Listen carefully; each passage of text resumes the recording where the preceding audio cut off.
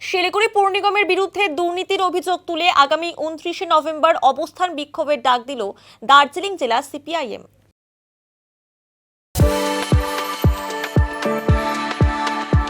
We are the dreamers, the achievers, and the leaders.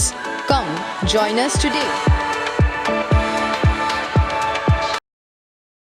মঙ্গলবার শিলিগুড়ির অনিল বিশ্বাস ভবনে সাংবাদিক বৈঠক করে বিষয়টি জানালেন দার্জিলিং জেলা সিপিআইএম আহ্বায়ক জীবেশ সরকার সহ অন্যান্য নেতৃত্বরা। সাংবাদিক বৈঠকে উপস্থিত ছিলেন দার্জিলিং জেলা সিপিআইএম এর সম্পাদক সমন পাঠক ও ৪৫ নম্বর ওয়ার্ডের কাউন্সিলর মুন্সি নুরুল ইসলাম। এদিন জীবেশ সরকার বলেন, জল সমস্যা নিত্যদিনের সমস্যা হয়ে দাঁড়িয়েছে। পৌর নিগমের বিরুদ্ধে একাধিক দুর্নীতির অভিযোগ রয়েছে। বিরোধীরা এই সমস্ত বিষয় বোর্ড মিটিংয়ে কথা তুললে তাদের ধমক দিয়ে কণ্ঠরোধ করা হচ্ছে। মেয়র গৌতম দেব কোনো সদুত্তর দিতে পারছেন না। তাই আগামী 29 নভেম্বর অনিল বিশ্বাস ভবন থেকে মিছিল করে পৌর নিগমের সামনে সমাবেশ করা হবে। পৌর নিগমের বাইরে একটি প্রতিবাদ সভাও করা হবে বলে জানান তিনি। আমরা সবাই ভুক্তভোগী, অন্তত শিলিগুড়ির মানুষ, যে শিলিগুড়ি পৌর কর্পোরেশন পরিষেবা দেওয়ার পরিবর্তে পরিষেবা বিহীনতা শুধু নয়, জনগণের ওপরে যে ধরনের আজকে একটা অব্যবস্থা চাপিয়ে দিয়েছে এবং লাগাতার সেটা বাড়ছে, বৃদ্ধি পাচ্ছে এই অব্যবস্থা, তার বিরুদ্ধে প্রতিবাদ গড়ে তোলাটা খুব দরকার। মানুষ পঞ্চায়েতের কাছে, পৌরসভার কাছে, পৌর কর্পোরেশনের কাছে কি চায়? মানুষ তো পরিষেবা চায়। ধরুন শিলিগুড়ি পৌর কর্পোরেশন উন্নয়নের ক্ষেত্রে যদি বলেন একেবারে স্থবিরতায় আজকে শেষ হয়ে গেছে, উন্নয়ন বলে কিছু নেই। কিছুদিন আগেই আপনারা এটা দেখেছেন, দিনের পর দিন মানুষকে, শিলিগুড়িবাসীকে বিষাক্ত জল, পানীয় জলের জায়গায় বিষাক্ত জল খাওয়ানো হয়েছে। কোনো অনুশোচনা নেই শিলিগুড়ির বর্তমান তৃণমূল কংগ্রেস পরিচালিত পৌর কর্তৃপক্ষের। মাঝে মাঝেই জল সরবরাহ বন্ধ হয়ে যাচ্ছে। শিলিগুড়ির আইন শৃঙ্খলা এক গুরুতর অবস্থায় পৌঁছেছে।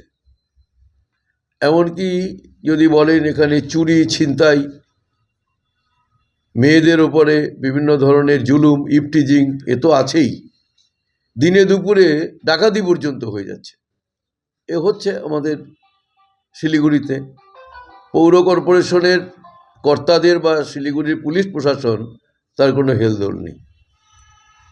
এমনকি গরিব মানুষের জন্য যে প্রকল্পগুলো, সে গরিবদেরকে চাল দেওয়া, গরিব মানুষের জন্য বিভিন্ন ভাতা, সে বিধবা ভাতা, বার্ধক্য ভাতা, গরিবদের জন্য যা, সেগুলো কার্যত বন্ধই প্রায় হয়ে আছে। কোনো সেখানকার কোনো সুরাহা করার কোনো ব্যবস্থা নেই।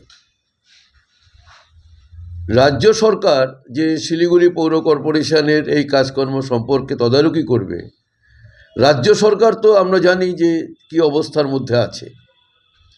দুর্নীতি যা শিলিগুড়ি পৌর কর্পোরেশনের পৌরসভাতে একসময় কেউ অভিযোগ করতে পারেনি, বিরোধীরাও অভিযোগ করতে পারেনি। আজকে যখন শিলিগুড়ি পৌর কর্পোরেশনে বিভিন্ন দুর্নীতির অভিযোগ ওঠে এবং তার সঙ্গে মিলে যায় যে কর্পোরেশনের কাউন্সিলররা, তাদের ব্যাপকভাবে সম্পত্তি বৃদ্ধি হওয়া, এসব সংবাদপত্রেই উঠেছে।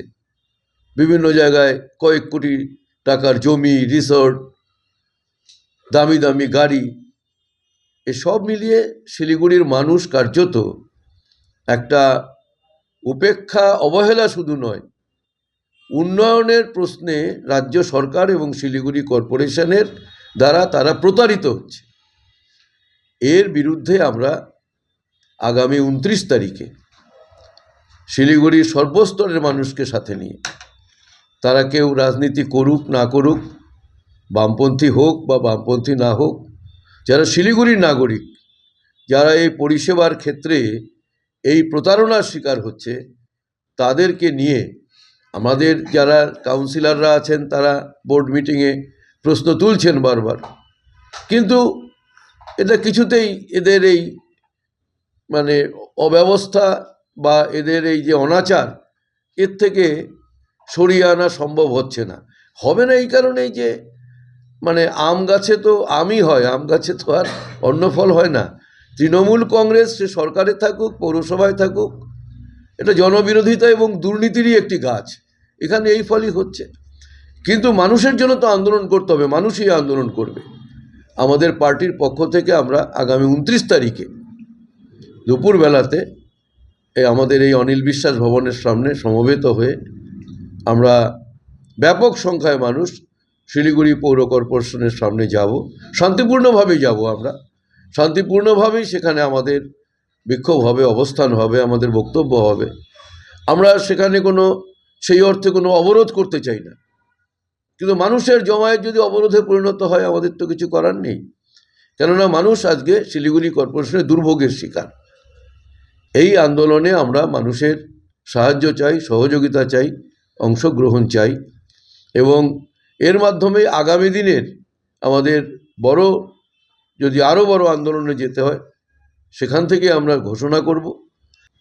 এই পুরো বোর্ড যে প্রতিশ্রুতি দিয়ে মানুষের ভোট নিয়েছিল, আজকে কিন্তু মানুষ এটা উপলব্ধি করছে যে সমস্ত প্রতিশ্রুতির দ্বারা মানুষ প্রতারিত হয়েছে এবং তাদের সার্বিক ব্যর্থতা, এই সার্বিক ব্যর্থতার বিরুদ্ধেই হচ্ছে আগামী 29 তারিখে কর্পোরেশনের সামনে আমরা অবস্থান বিক্ষোভ আমাদের চলবে।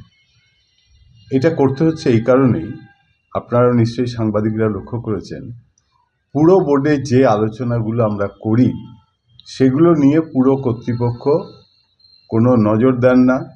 এ বিষয়ে তারা কোনো আলোচনাতেও অংশগ্রহণ করাতে চান না। তারা নিজেদের মতো করে এই পুরো বোর্ডকে পরিচালনা করছেন। দেখবেন কেন বলছি ব্যর্থতা। এই প্রথম শিলিগুড়িতে পুজোর সময় প্রতিবার উন্নয়নের বেশ কিছু কাজ হয়, এবার কিন্তু উন্নয়নের কোনো কাজ হয়নি। এমনকি কন্ট্রাক্টররা চিঠি দিয়ে বলেছে যে আমরা যদি টাকা না পাই, 72 কোটি টাকার উপরে হচ্ছে বকে আছে, যদি টাকা না পাই তাহলে আমরা কোনো কাজ নেব না, কারণ কোনো কাজ করব না। তার মানে আগামী দিনে শিলিগুড়ি পুরসভায় বিগত দিনেও হয়নি, আগামী দিনেও কোনো কাজ, উন্নয়নের কাজ হবে না। যা বামফ্রন্টের আমলে হয়েছিল সেই কাজটাই এখন হয়ে আছে। দ্বিতীয় বিষয় হচ্ছে, শুধু আমরা বিরোধীরা না, তৃণমূল দলের কাউন্সিলররা, তৃণমূল দলের হয়ে একজন যিনি মেয়র ইন কাউন্সিল মেম্বার, 46 নম্বর ওয়ার্ডের কাউন্সিলর, তিনি নিজে বলছেন মেয়র কোনো কাজ করতে পারছেন না। মেয়রকে বলো কর্মসূচি বন্ধ করে দিয়ে শিলিগুড়ি কর্পোরেশনকে বলো কর্মসূচি করা হোক। তার মানে শুধু আমরা বিরোধী দল হিসাবে না, সরকারি দলের কাউন্সিলররাও কিন্তু এই পুরো বোর্ডের কাজে বিরক্ত হয়ে নিজেদের বোর্ডের বিরুদ্ধে, একজন মেয়র ইন কাউন্সিল মেম্বার হয়ে সে কিন্তু এই বোর্ডের বিরুদ্ধে উন্নয়নের বিষয়ে বলছে। ফলে আমরা যে কথাটা বলছি, এই কথাটা আজকে যারা পরিচালনা করছেন একই কথা, একই মতামত, এবং আমাদের সঙ্গে তারা সহমত পোষণ করছেন। এটা 1 নম্বর কথা। মানে প্রায় প্রতিদিনই বন্ধ হচ্ছে, বিভিন্ন জায়গায় পানীয় জল পৌঁছাচ্ছে না, কিন্তু একই কথা বলে যাচ্ছেন আমরা এই যে দ্বিতীয় পানীয় জল প্রকল্প করছি ইত্যাদি ইত্যাদি। আমরা চাই যে পানীয় জল সুষ্ঠুভাবে সরবরাহ করা হোক এবং মানুষ যাতে পায়। তার ক্ষেত্রে পুরো বোর্ড যেটা বলেছে, আমরা দিল্লিতে কেজরিওয়াল বলেছিল, তাই এখানে মেয়রও বললেন জলের জন্য কোনো ট্যাক্স দিতে হবে না। জলের জন্যে যদি ধরুন আমার একটা বাড়ি থাকে, আমার কিন্তু জলের ট্যাক্স লাগবে। সে যদি কোনো জায়গায় ব্যাংক থেকে লোন নিয়ে একটা ফ্ল্যাট কেনে, তাহলে দিতে হবে মান্থলি। অর্থাৎ সাধারণ মানুষ যারা ব্যাংক আছে, ছাপোষা মধ্যবিত্ত মানুষ, তাদের দেওয়া হলো কাদের উপরে? ছাড় দেওয়া হলো হচ্ছে যাদের বড় বড় নিজস্ব বাড়ি আছে তাদের ক্ষেত্রে ছাড় দেওয়া হলো। আমরা সবসময় হাসপাতাল, নার্সিংহোম এগুলোর ক্ষেত্রে দেখবেন এটাও দ্বিগুণ করা হয়েছে।